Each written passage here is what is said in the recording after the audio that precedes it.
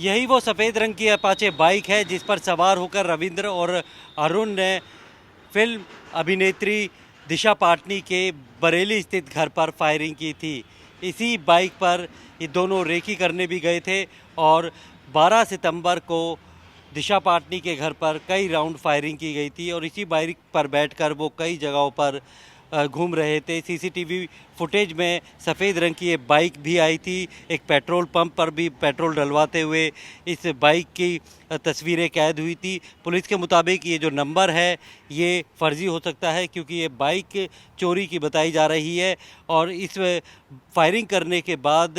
रविंद्र और अरुण इसी बाइक पर सवार होकर काफ़ी दूर निकले थे। अलग अलग रास्तों पर इनको ट्रैक करने के लिए यूपी पुलिस ने करीब 2500 से ज़्यादा सीसीटीवी फुटेज खंगाले थे और उसके आधार पर ही जब इनकी लोकेशन गाज़ियाबाद के ट्रॉनिका सिटी की तरफ दिखी तो उसके बाद एक जॉइंट ऑपरेशन किया गया जिसमें दिल्ली पुलिस की स्पेशल सेल की काउंटर इंटेलिजेंट साथ में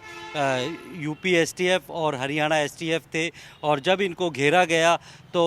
यहाँ पर जो अरुण है वो बाइक चला रहा था और पीछे रविंद्र बैठा था जिसने अपनी जिगाना और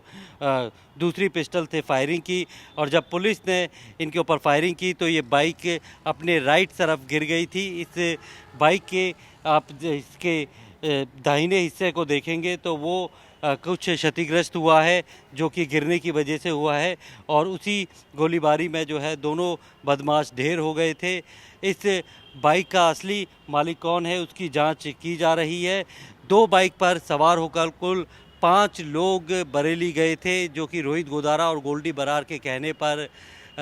दिशा पाटनी के घर पर फायरिंग करने के लिए पहुंचे थे। बाकायदा रेकी की गई थी और इन दोनों बाइक की जानकारी पुलिस को मिल चुकी थी, लेकिन जो रविंद्र है जिसके ऊपर 9 मुकदमे पहले से भी दर्ज हैं और अरुण के आपराधिक इतिहास की जानकारी ली जा रही है। इनको ट्रैक करने में पुलिस कामयाब हुई थी। अब पुलिस बाकी के 3 जो और आरोपी हैं जिसमें से एक नाबालिग है उनकी तलाश कर रही है और पुलिस का कहना है जल्द वो उन्हें भी गिरफ्तार कर लिया जाएगा। लेकिन इसी चोरी की सफ़ेद रंग की अपाचे बाइक का इस्तेमाल जो दिशा पाटनी के घर फायरिंग हुई थी उसमें किया गया था और इसी बाइक पर बैठकर जो आरोपी है वो वापस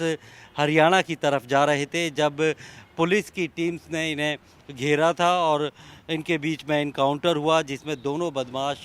ढेर हो गए। फ़िलहाल इस बाइक को जो है ट्रॉनिका सिटी थाने में ज़ब्त किया गया है, रखा गया है और वहीं कुछ गोलियां जो कि रविंद्र ने इस बाइक पर बैठकर पुलिस पार्टी पे चलाई थी वो पुलिस की गाड़ी पर भी लगी थी। इस मामले में 2 आरोपी जो है ढेर किए जा चुके हैं और बाकी 3 आरोपी जिसमें एक नाबालिग भी है उनकी तलाश यूपी एसटीएफ कर रही है। तो कहीं ना कहीं जिस तरीके से ऑर्गेनाइज्ड क्राइम बनाने के लिए यूपी में इस वारदात को अंजाम दिया गया था जिसे बहुत ही गंभीरता से और एक चैलेंज के तौर पर यूपी पुलिस ने लिया था क्योंकि रोहित गोदारा और गोल्डी बरार ने एक सोशल मीडिया पोस्ट के ज़रिए इस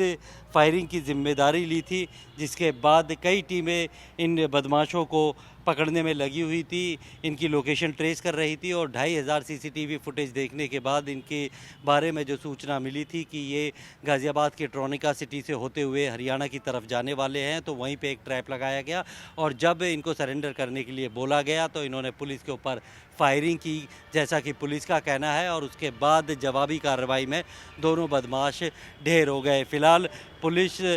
बाकी के जो 3 आरोपी हैं उनकी तलाश में भी जुटी हुई है। प्रमोद शर्मा, जी मीडिया, गाज़ियाबाद।